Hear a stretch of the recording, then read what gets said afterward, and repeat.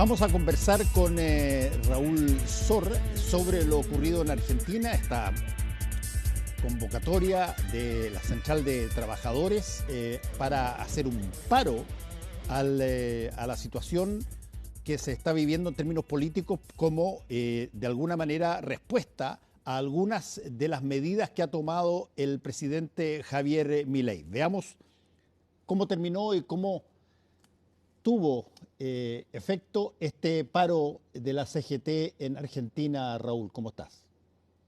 Hola, Fernando. Sí, tuvo al parecer una convocatoria bastante amplia porque a diferencia del paro que se dio en enero, que afectó principalmente al transporte, este era un paro con mucha, digamos, a nivel nacional y en Buenos Aires, aunque no tuvo marcha en Buenos Aires, cosa que tuvo el paro anterior, en este caso sí hubo convocatorias a reuniones en Rosario, en Córdoba, en una serie de provincias, de manera que fue mucho más amplio y, bueno, por lo menos la Confederación General del Trabajo, la CGT, se declaró conforme. Bueno, por cierto, esto ocurre en todos los paros, los convocantes dicen fue extraordinaria y el gobierno dice sí, sí, algo hubo, pero nunca tanto, y, pero digamos, la cobertura de prensa, uno tiene la impresión de que sí tuvo una convocatoria importante. Yo creo que las imágenes que vemos ahí son elocuentes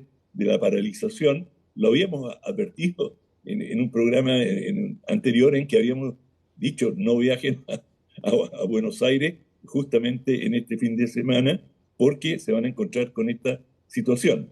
Bueno, pero de todas maneras transcurrió en forma pacífica, no hubo mayores incidentes y desde ese punto de vista ambas partes se declararon satisfechas. El gobierno que dijo, bueno, pasamos por esto con mucho menos angustia de la que pensamos que podíamos tener originalmente, angustia en el sentido de que hubieran desórdenes, desmanes, y los sindicatos lograron imponer su punto de vista en el sentido de que deben tomarlo en cuenta.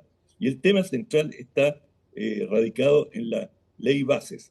Y esas son las leyes que hablan de la privatización de una serie de empresas fiscales, de, digamos, una serie de recortes muy importantes de servicios y de una serie de conquistas que los trabajadores han logrado y por eso, digamos, la CGT piensa que más tarde, más pronto que tarde, el gobierno va a tener que convocarla para negociaciones. Ahora, Raúl, eh, Argentina lleva hace ya buena parte del gobierno que ha empezado a tener Javier Milei, una serie de cosas que no tienen que ver necesariamente con lo que fue la campaña de Javier Milei, que tenía unos objetivos muy precisos: la desaparición del Banco Central, el término del Ministerio de la Mujer, una serie de otro tipo de situaciones, y se encontró con que se le cae la moneda, una inflación muy fuerte, muy potente, que cuesta enderezarla, y empieza a generarse de nuevo esta cosa que es muy propia de los argentinos, como está en todos los países, en todas las democracias, pero los argentinos, los franceses, son rápidos para salir a la calle a protestar, muy directo. Y desde ese punto de vista, ¿había algún grado de expectativa que antes de cumplir un año Javier Milei iba a tener situaciones de este tipo? Yo creo que sí, que tiene que haberlo tenido considerado porque es una situación, digamos, la inflación interanual es del 290%, es decir, de los últimos 12 meses, y está recortando las pensiones en casi 30%, de manera que el impacto social de las medidas que está adoptando el gobierno son enormes, de manera que tiene que haber estado en su presupuesto que iba a tener estas fricciones. Hasta ahora estas fricciones, perdón, se han dado en un nivel relativamente manejable, pero esto está recién comenzando. Sí, ahora ahí tú hiciste un hincapié en la relación que existe entre las cosas que hace el gobierno y la respuesta que eventualmente tienen, en este caso, las organizaciones sindicales y la gente en su entorno. Pero me imagino que las palabras de Javier Milei y de alguno de sus ministros, todas, yo he escuchado, apuntan a que era imperativo hacer esta,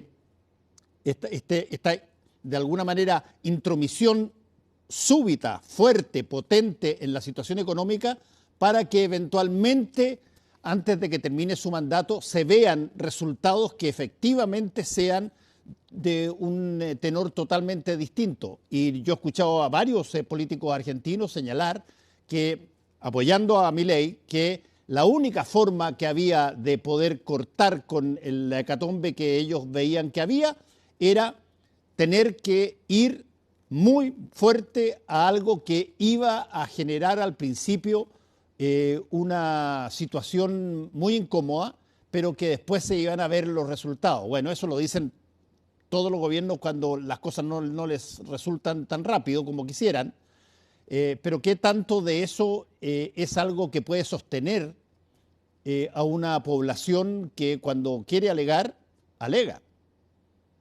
Sin duda, y bueno, lo que está llevando a cabo Milei es un tratamiento de shock. Exacto. Y se verá cuán severo es el shock, hasta dónde lo puede llevar.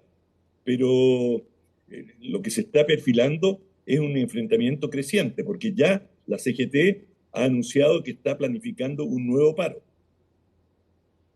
Sí, bueno, los paros de la CGT, particularmente los distintos gobiernos que han habido, son todos de alguna manera, si tú quieres, tienen una performance, se anuncian, después se realizan, se evalúan y se anuncia inmediatamente el próximo no muy lejos allá. Y desde ese punto de vista, todavía tú ves en países como Argentina una organización de trabajo que tiene características de un poder político que no todos los países lo tienen y muchos lo han perdido.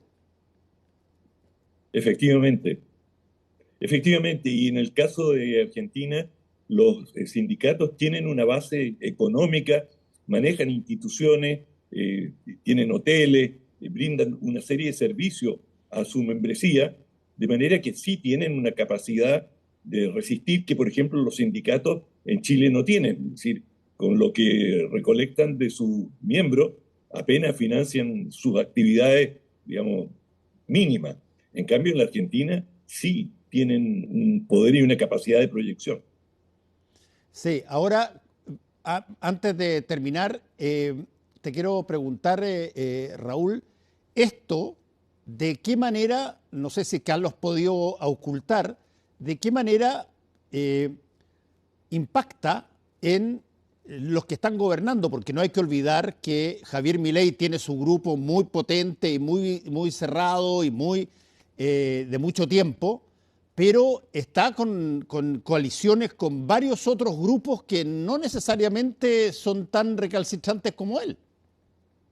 Efectivamente, y el macrismo en algún momento tuvo conversaciones con el peronismo y ellos van a, el macrismo, que son la porción más importante del gobierno en términos de gravitación política, están, no están en el mismo predicamento de enfrentamiento, aunque sí comparten muchos de los objetivos de Milei. Sí. Bueno, vamos a tener que ver qué es lo cómo sigue esto, porque estamos al lado y por lo tanto lo podemos ver de una posición extraordinariamente privilegiada, pero es algo que todavía está en proceso como para poder dar la palabra definitiva. Vamos a tu libro entonces. ¿Cómo no? Este es un thriller. Ah, es un thriller. ¿Eh? Sí, perdón, tengo un poco de resfrío ya. Dale nomás. Carlos Bach, las claves secretas de Shakespeare. Las claves Bueno, secretas ahí de lo vemos. Shakespeare. Así es. Y esto, este libro trata sobre una especulación que ha estado en el aire durante mucho tiempo, siglos, y es que Shakespeare no fue el autor de sus obras de teatro, él escribió obras de teatro, y que y da una serie de razones, eh, y en la estructura del libro, Julio Verne se reúne con el autor de ocho novelistas extraordinarios, de quien soy fanático, y que es el autor de Sherlock Holmes. Ah, Y, Arthur Conan Doyle. exacto, Conan Doyle. Y Conan Doyle esta novela, de un encuentro entre Conan Doyle y Verne. Y comienzan a discutir. Y Conan Doyle es el autor de este método deductivo, y hay un tercer personaje que está allí, que es de donde aprendió Sherlock Holmes su método policial. Y ese método policial deductivo es el doctor Bell, que fue profesor de él en Edimburgo. Y están allí y comienzan a discutir que hay un lugar donde están las novelas y cómo encontrarlas, y entran en una serie, no voy a revelar, pero entran en una serie de tratar de interpretar códigos secretos, y revela ahí algunos métodos para elaborar los códigos, y a los que les interesa este tema les va a fascinar.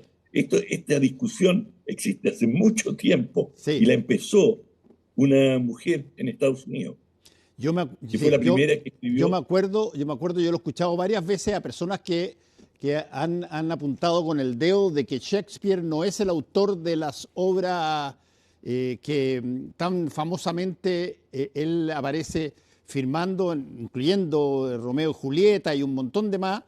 eh, Hamlet. Hamlet, por cierto, pero lo interesante es que esta es una cosa que está en el comidillo de algunos entendidos, pero no es algo que eventualmente salga con mucha, llamemos así, respaldo factual o en datos. ¿Ah? Tienes Cuesta. toda la razón.